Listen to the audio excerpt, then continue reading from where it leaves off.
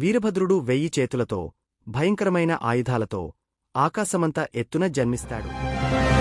కారాళవదనం దివ్యం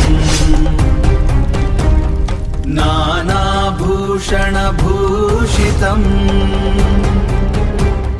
శూలం ఖడ్గం ధనుర్బాణం శంఖచక్రగదాధరం ఆకాశం దద్దరిల్లగా భూకంపం బద్దలౌవగా ప్రళయ రుద్రుడు వచ్చాడు, వీరభద్రుడు వచ్చాడు, వీరభద్రుడు వచ్చాడు.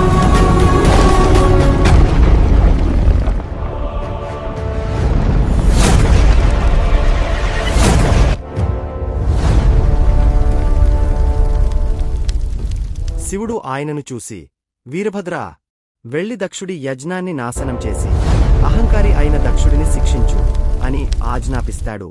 వీరభద్రుడితో పాటు భద్రకాళి మరియు ప్రమథగణాల సైన్యం దక్షవాటిక వైపు బయలుదేరుతుంది.